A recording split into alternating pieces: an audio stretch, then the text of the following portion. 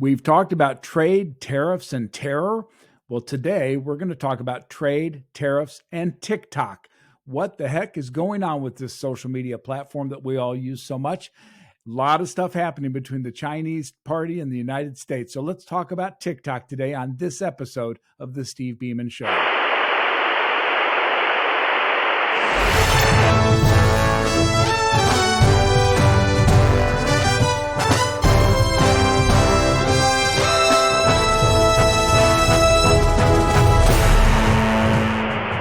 Well, welcome back to the Steve Beeman Show. It's always a pleasure to be with you. You know, I spend a lot of time doing television interviews and radio interviews and talking about these issues with people. I'm so happy to be doing that and getting the comments that I get from you guys through our TikTok feed, or, all of the social media we do, Facebook Shorts, Instagram, you name it, we're on it. And it's just a real pleasure to get your questions and try to work with you on answers.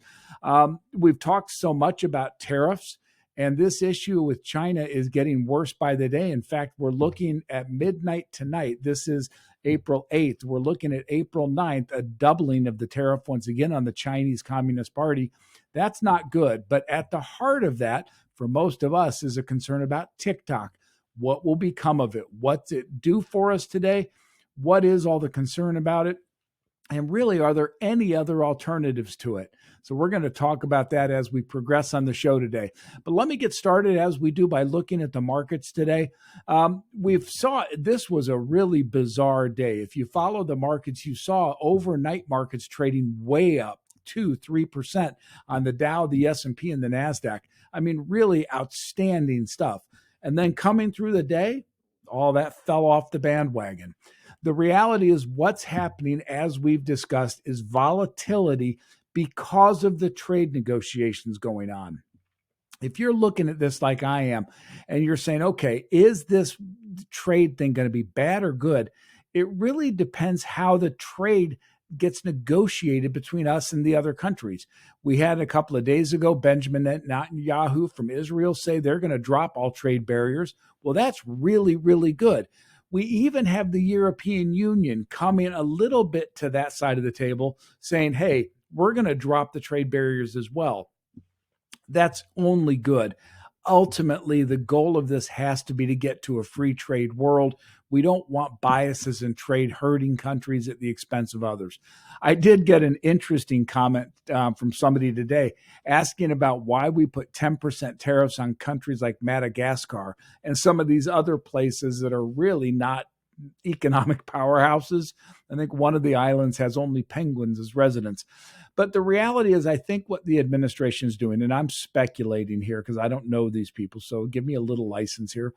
But I think what they did is say, we're just done with America playing patsy. We're done with the transfer of wealth from America to other countries. And across the board, we're putting our foot down to the globe saying, enough is enough, we're done. Now, will those tariffs stick around? Probably not. They'll get dropped in negotiated settlements. But I think Trump was just saying globally, hey, we're done. You can no longer look at the United States to be the piggy bank for your country. And the reality is, folks, we've done that since World War II. I mean, you and I have talked about it. We talked about how after the war, we were so economically more powerful than everybody else that it was in our interest to support these countries' development.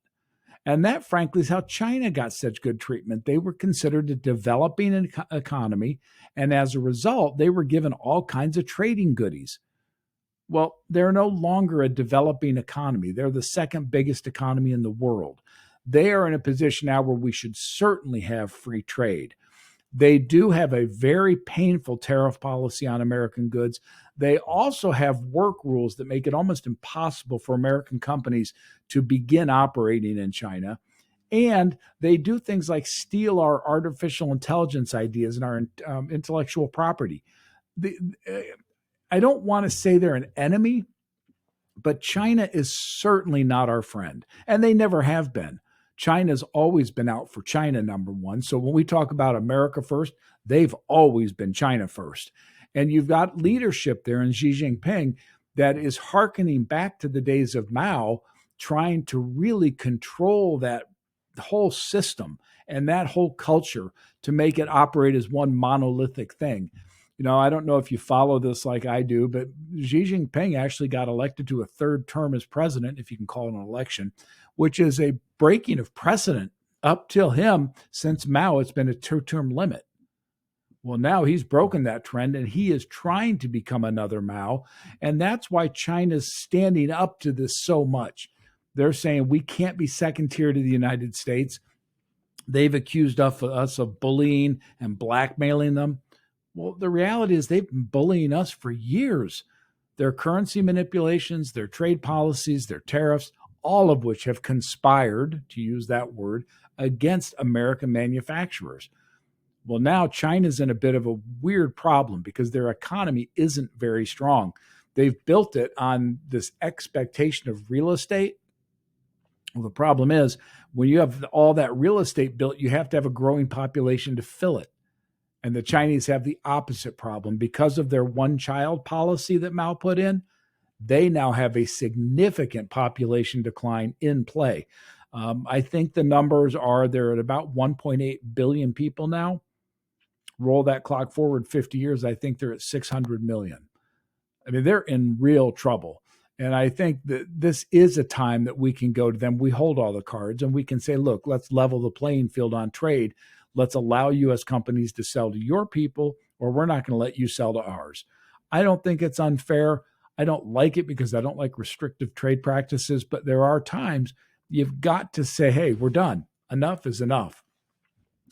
Now, we'll talk more about the economic impact of tariffs over time, but just in a nutshell, and you've seen it in the markets, the basic economic things are starting to look pretty good. The jobs reports in March came out strongly. We do have this influx of between $3 and $6 trillion of new capital. That is a real positive. We've got new steel plants developing in Louisiana, new automotive facilities around the country. So we're starting to see some of the benefits of, I'm going to say it, Trumponomics. I don't like those words, but let's call it that. Oil prices are down below $60 a barrel. That's good for gasoline. So you're going to see a cut at the pump. That's going to translate through the economy. Interest rates, very importantly, are way down. The advantage of that, well, home buying becomes more affordable for people. We don't have this huge interest hit on the U.S. deficits that we do now. We're paying almost $1 trillion or a little over that in interest. We can cut that back, which is huge. That's all part of the savings. So we're starting to see some of the good of the Trump plan. Let's just be patient and hope that he negotiates successfully with our trading partners to get those trading systems put better in an equal place. Now, as we talk about that, we talk about the deficit, it's a good way to transition into last program we had in which we talked about Doge. And we talked about whether it was a conspiracy of corruption or whether it was really good for the American people. And I think right now, I don't know how you would look at it and say it's a conspiracy of corruption. I don't understand that. If somebody feels that way, by the way, send me a note. Please write questions@stevebeamanshow.com. I'd love to hear it because what I have seen, and this isn't about personalities. I don't care if you like Elon Musk or hate him. What's happening is this department, which is constitutional, by the way, by any measure, is finding enormous fraud in the system. We're looking at possibly as high as 20% pure fraud. And when I say fraud, I mean these NGOs where we're enriching people at the expense of the taxpayer, paying people over 120 years old to receive Social Security. I mean, these are things that are obvious wastes of money.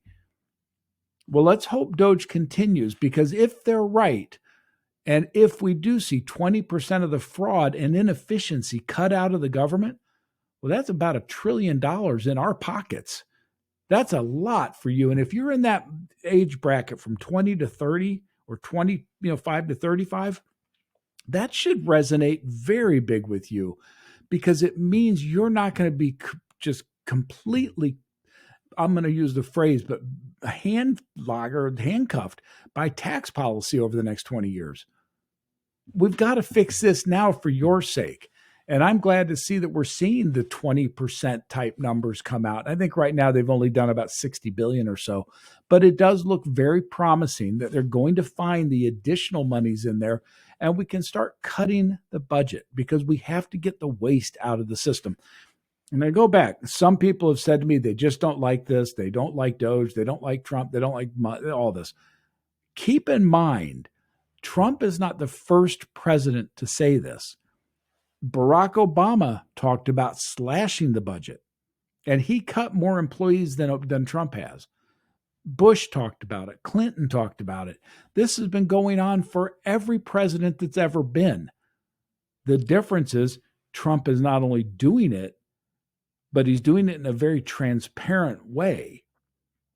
And that's kind of what's showing people what's under the hood, and it's making some of the people very uncomfortable. I mean, let's be realistic. We have a lot of Congress people who have very large net worths, which they shouldn't given the wages they make. So something's going on that you and I don't know about. So I tend to be supportive of Doge. I've given you the facts on Doge.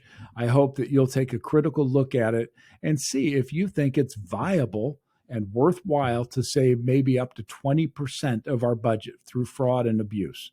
I think it is. We're not talking cutting programs here. We're talking just making those programs work more efficiently. So if you get Medicare or Medicaid and you're on Social Security, is Doge cutting your benefits? No, not at all. That's not what this is about.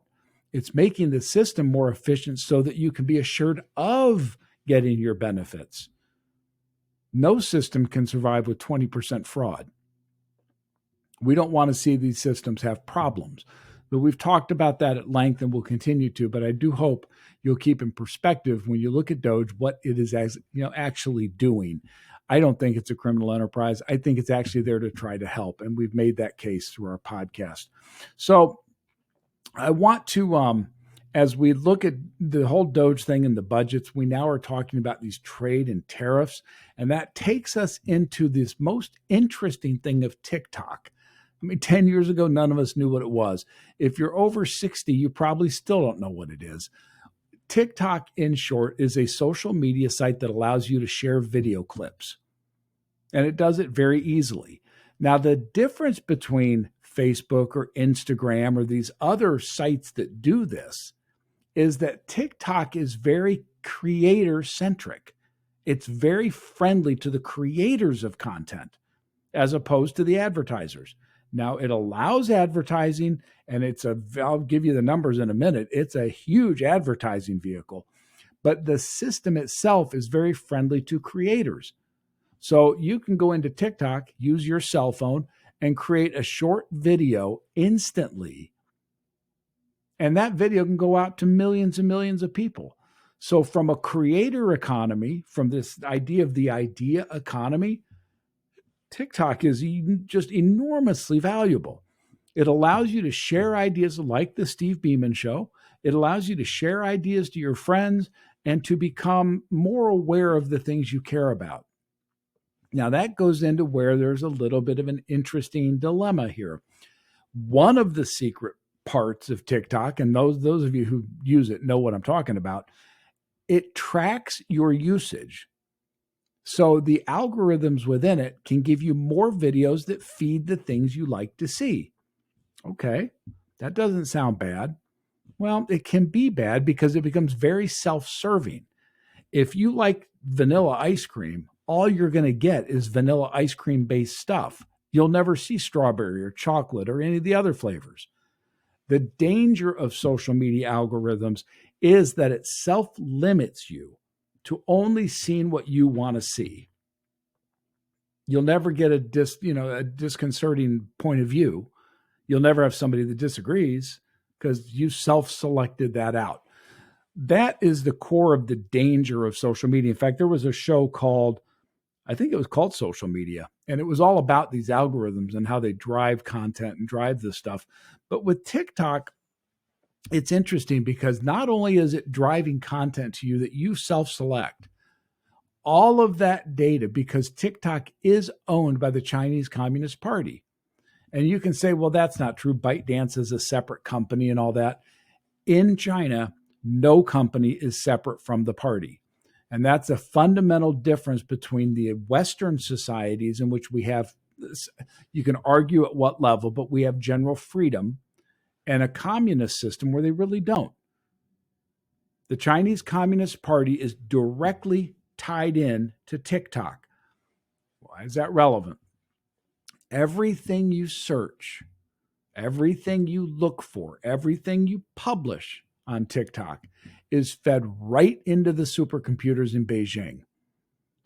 It is a fact that TikTok and the Chinese government knows more about you than your wife, your parents, your brother, your sisters, your friends. In effect, you're giving the government everything there is about you. Now, again, if you're 20 or 30 years old in that time frame, age group, you're used to this. You've been on social media your whole life. But it flies in the face of what most of us who are a little older remember as privacy and freedom. I don't trust the government. There are too many examples in history where information provided to the government gets misused. And I'm one of the people that fear that China will misuse this data. You know, when you first started coming out with internet TV and internet video and all that, and even if you go out now and you search for the most followed sites or most accessed sites, I think one of the most, if not the most hit sites is xvideos.com. It's a pornography site. It gets more than Facebook or YouTube or anything. The problem with that is if a government gets hold of that data, you can be blackmailed. They'll take anything you've ever searched for and use it directly against you. That makes me uncomfortable. I'm not saying I visit all this stuff and I do all these things. Probably you don't either. But I'd be a liar if I said I hadn't in my life at one point gone to these sites. I'm curious like everybody else. What is it? And you go on and you go, okay, this isn't for me. But it doesn't matter because by being on it, you've now given the government something to hold against you. How many people go search for nuclear weapons on YouTube? It's hugely followed because it's interesting. Well, now the government has an ability to link you to weapons of mass destruction if they want. Is that going to happen? No, but it can. So there's a lot of fear about this Chinese government involvement in TikTok through ByteDance. That's the parent company. This is where we start to get the rubber meeting the road, though, and connecting the dots. The negotiations for trade with China said, in effect, at the beginning, you tariff us and charge us through currency manipulations, regulations, and all the rest, about 65% effective tax on our goods. We are going to say, you can't do that anymore. We're going to tariff you at 34%. That's a pretty big tax, but they're at 65 now. I've heard so many debates on whether 65 is the right number. I don't know. Okay. It could be lower. It could be 30%. It could be 60. It could be 80. I don't know. The Trump administration said when you calculate in all the currency manipulation costs, the trade theft costs, all the rest of the stuff, they came up with 65. I'll take it for what it is. It's not, the number's not the point. The point is they have tariffed us and charged us for years. So we came back and said, if you're going to do that, so are we. Now, again, I'm a free trader. I don't like it. I don't like trade wars. I don't like reciprocal tariffs any more than the other kind. But on this one, I kind of understand it. We can't keep transferring $200 billion a year to China and expect our children to have a future. So the Trump administration, following, if you remember back when Biden was president, and they said, we're going to disallow TikTok. We're going to eliminate it from this country because it's not safe. It is a national security risk because Beijing gets all of this data. Well, they put through presidential orders and bills under Biden to eliminate it. So it was put out. Couldn't use it. And you guys may remember that was back in January of 25. All of a sudden, TikTok was just gone. It didn't appear. Well, Trump came in and said, let's look at it.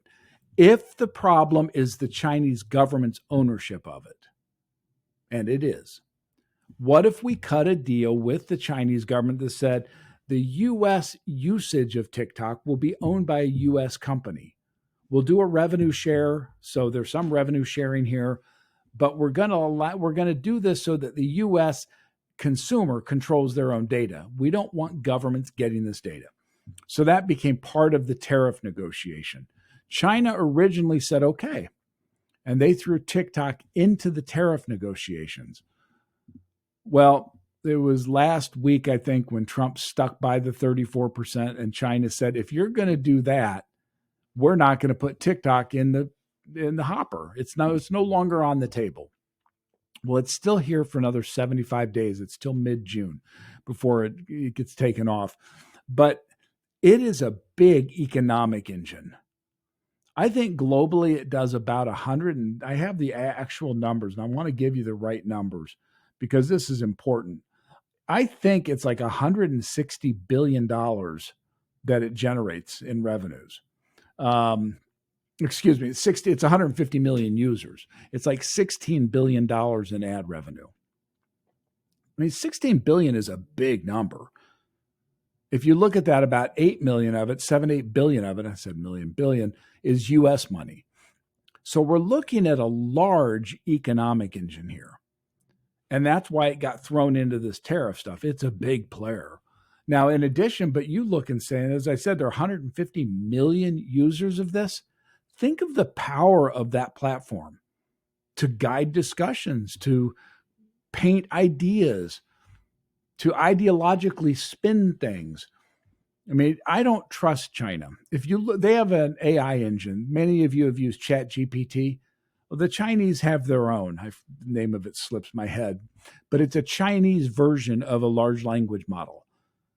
If you go into GPT, and you say, for example, who killed the most people in the 20th century? What political ideology killed the most people? You have three big players. Hitler, who killed 6 million and was responsible for 50 million. Stalin, who killed 20 million and was part of that whole World War II causality. But then you have Mao. The best estimates are he killed like 60 million. But somehow we revere him.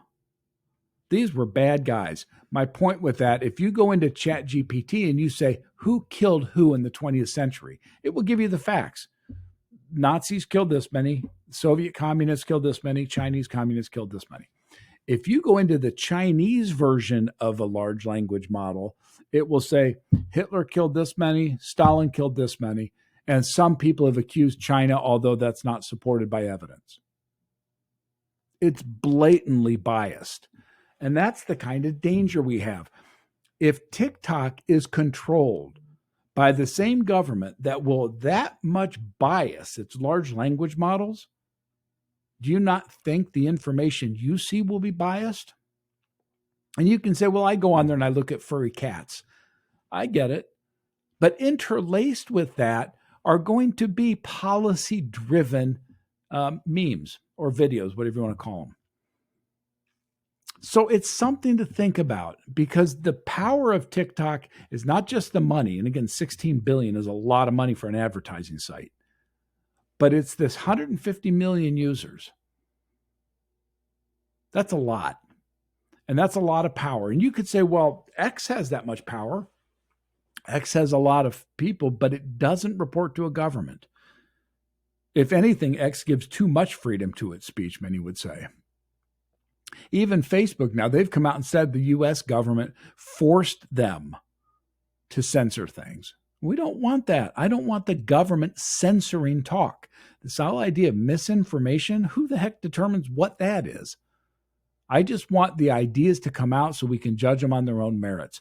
And so my concern for those 150 million users of TikTok is they're going to be persuaded into things that are inherently pro-communist China. Now, again, if somebody wants to come out and say, I love communism, I love the Chinese communists, that's fine. Let's have an open debate about it. Let's let facts and, real world experiences come to light to know whether that's a good thing or a bad thing. I would argue that it's not good. In fact, I'll give you another interesting example. This goes back 10 years ago. I was given a lot of speeches on economics and the debt and all these other things. And I showed a video clip of Jeffrey Immelt of General Electric. He was the chairman of GE back in those days. And I had a clip of him saying, you know, Chinese communism might not be your cup of tea, but it works for them. And I remember thinking, how could you even say that? It doesn't work for them. Those people have much more limited freedoms than you and I ever have. And TikTok gives the government the ability to control them. And let me explain a whole nother way. It's not just information dissemination, but the Chinese have something, and I have information on this too, because I think this is fascinating for you. But the Chinese have something called a social score. And some of you may have heard of it. What they basically do is take your credit score and they build it on steroids. So in addition to how you handle your debt, which is what a credit score really does, it looks at how you handle your social media.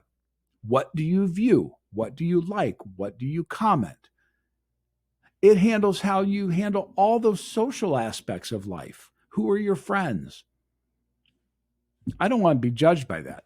But the social score in China now is so powerful that it guides your ability to take trains, buy airplane tickets, buy in vending machines. If you don't have a certain social score, you can't buy things in a vending machine. Now, do you not think TikTok gives the Chinese government an overwhelming amount of information to judge your behavior? If you go look at Chinese TikTok, and they are different, by the way, the TikTok you see is different than the Chinese TikTok. The Chinese TikTok has very real differences for ages. They have science and mathematics videos alone for their young people. They don't have open access to TikTok like you do. They only get science and mathematics. That's government saying, we don't want our kids dumbed down. We want them to be advanced in science and mathematics. Okay, you could argue and say, well, that's not a bad thing. Okay, well, we don't have that here. Our 7th, 8th, 9th graders that watch TikTok can watch furry bunny rabbits all day long. That's just the kind of discrimination that this platform gives, that you can have one set for this group, one set for this group. And this social score they do, it does terrify me, because other countries have done this in the past. This isn't the first time. Nazi Germany had the same thing. Stalinist Russia had the same thing. Go back in the kingdoms of the past, they had the same things. They just didn't have the information we do. I just saw a story about a guy, and this is a true story about how it works. So a guy in one of the cities in China jaywalks. Now, I don't know about you. I've jaywalked in the past. I don't know how many of you have. I've gone against the light. You shouldn't do it. You should always push the little button, but I've done it. So this guy jaywalks. Now, in the Chinese system, they have cameras everywhere. And those cameras can pick up you individually, not just by your face, but by how you walk, because everybody's gait is a little bit different. So this guy jaywalks. Immediately the cameras see it. So what happens is he's issued a ticket automatically for jaywalking. They just deduct it from his account. And they dock his social score. And they tell all the people in the surrounding block or two that this guy's a jaywalker. Now, their idea is that they'll browbeat people into, behaving as they want them to behave. I don't like that. I don't think you should. And if you're, again, in your 20s, and you're exactly who I'm talking to about this stuff, I urge you, look at your history of how governments have abused information. If you don't think at some point our government will use the data in TikTok against you, you're wrong. It will happen. So that's why TikTok becomes this platform that has a lot of concerns. There is a national security thing vested in it, which is why the government has a problem with it. There's some speculation, and I'll leave it in speculation, that when you use TikTok, it gives access to all of your phone, so that underlying TikTok is code that can see what apps you're using and actually track your usage of those apps. so that I'm not saying this is true. I've read this and I can't verify it. But the idea is it can actually remember and memorize your passwords and usernames to your accounts. So in theory, you're giving China access to your bank account. I don't know that that's true. I know the technology is there to do it and can do it. I just don't know if they're doing it. So as we look at this whole TikTok thing, it's like you've got a system owned by a Chinese government or the Chinese Communist government. We know that. We know that it generates massive revenues with massive amounts of following. It's a very powerful tool. So in the tariff negotiations, the Trump administration is saying, if you give up Chinese government control of it, we'll do a revenue split and we'll do all this good stuff. The Chinese are saying, you know what, we were interested in that until we weren't, because you're being a bully on the trade front. Now, I think they're positioning and negotiating as much as we are. I don't know where that's going to come out, and I don't know where TikTok is going to come out. I think one of the interesting things, if we look at it and say, well, if TikTok goes down, are there any other alternatives to it? And a lot of companies are looking at this. They're not stupid. They're looking at that billions of dollars of revenue saying, how can I do it? YouTube has its shorts, and you've all seen those. Instagram has reels. Rumble has a thing. I mean, there's a lot of companies trying to get here. One of the problems the US companies have is that they're advertiser centric. They're not producer centric like TikTok. And again, TikTok has 150 million users, so it takes you a while to get there. The most likely player in that space is Facebook.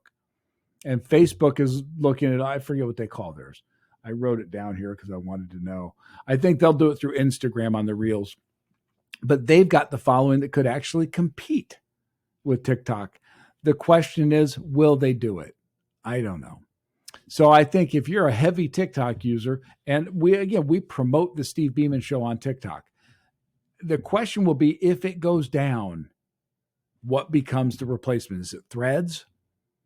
Off of Instagram? Is it the YouTube reel? I don't know. I guess we'll all find out which one of these goes viral.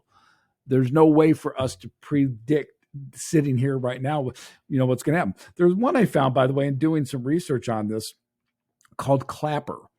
And it's been called the American TikTok. So that's one that if the younger generations, the Zs and the millennials, get a hold of it, they probably could make it a viable competitor. It's got all the same algorithm stuff. It's got all the same creator centricity to it. So it's very friendly to creators. They just don't have the following. But if you haven't been on Clapper, I urge you to. And another one I found interesting doing research for this, there's something called Wild Card Lemon 8. And it's a competitor to TikTok, but guess who owns it? ByteDance.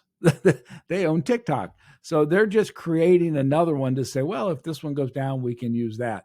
Because there could be an enormous vacuum left by TikTok leaving the space. Now, again, that's in June. We don't know what's going to happen. It goes back to these trade negotiations, and all we can do is hope that the Trump administration is strong enough and they have enough cards in their deck that at the end of the day, they're going to have a good outcome to these.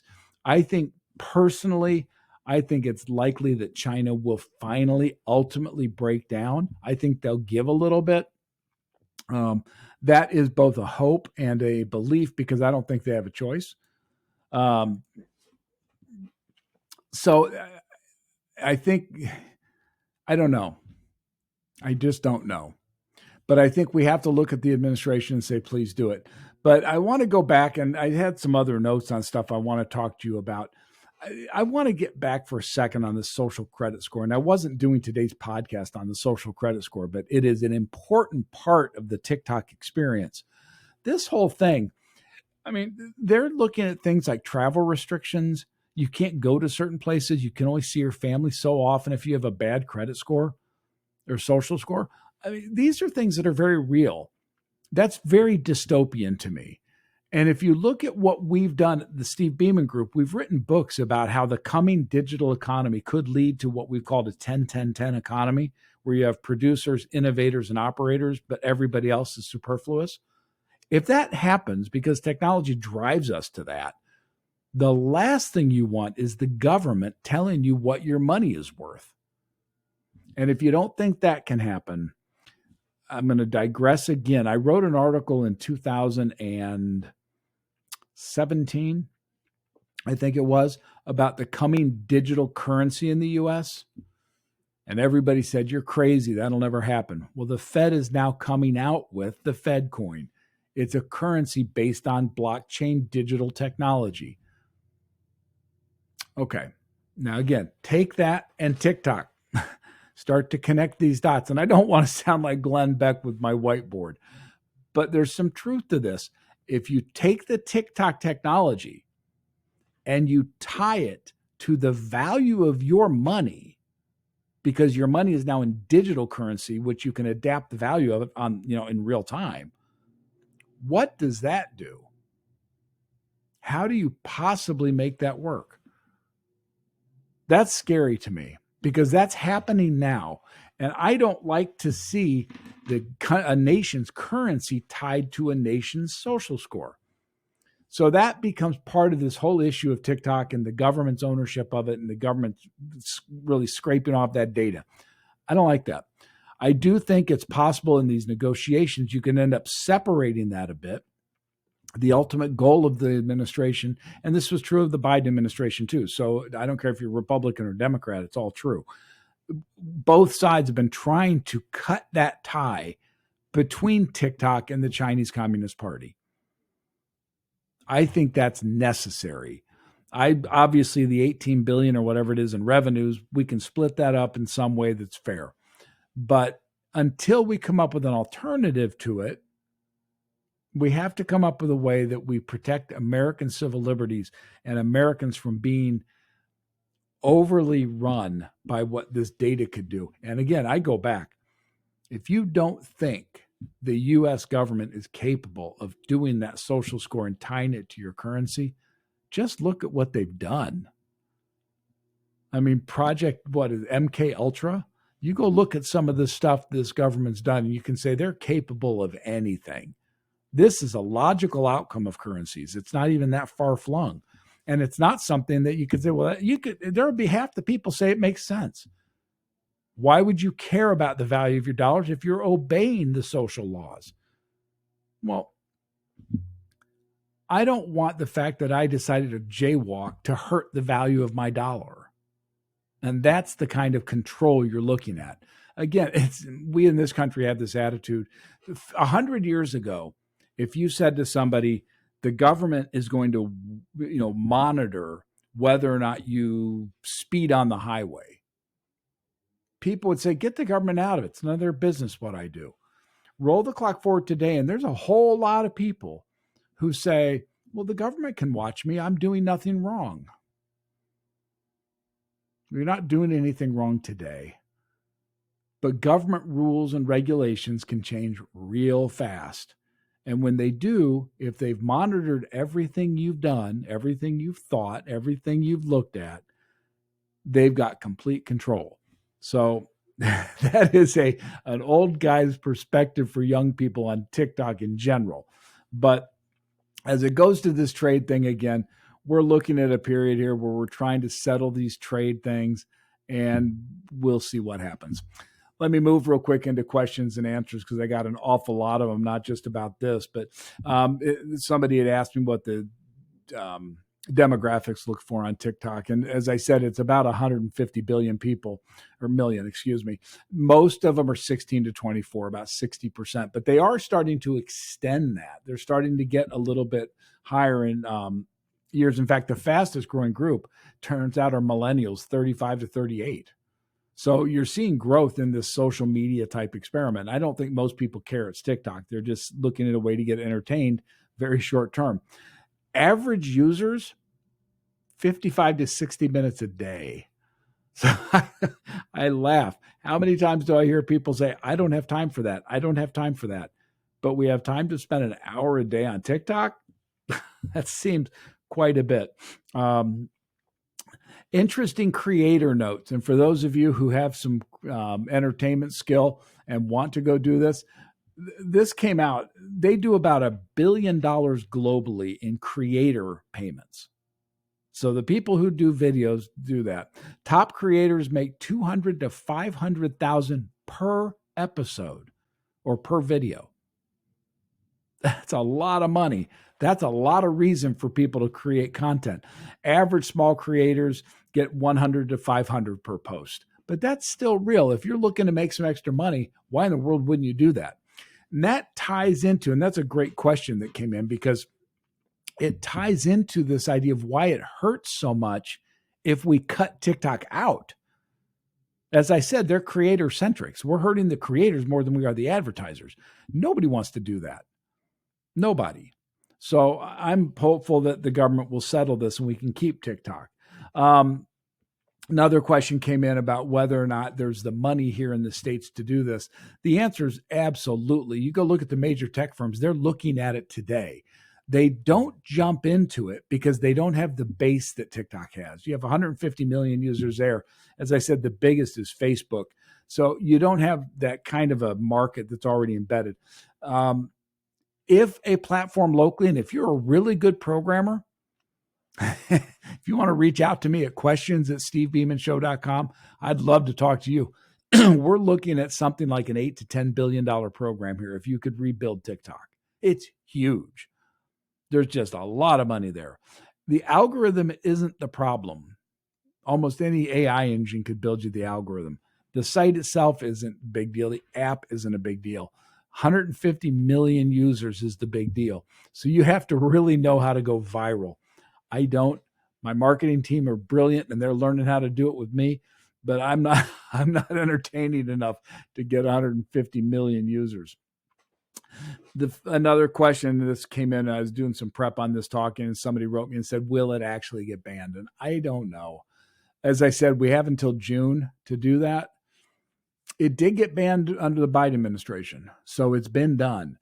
Will Trump ultimately ban it? I don't think so. I think there's so much money in this for China and the United States that ultimately they're going to settle it one way or the other. Another question has popped up. Who will benefit from a shift in platforms? Whoever creates the new one. It's that simple. If Facebook pulls it off, now they've tried to go out of the core of Facebook with Meta particularly, and they've not been real successful. So whether they could pull this off with the short video things, Facebook Shorts or whatever, YouTube Shorts embedded, I don't know. I know there's a huge opportunity for somebody. I'm not going to get there, but maybe you can. And if you have really good algorithm skills and you have really creative skills and you can really go out and pick up a viral following, maybe you can do it.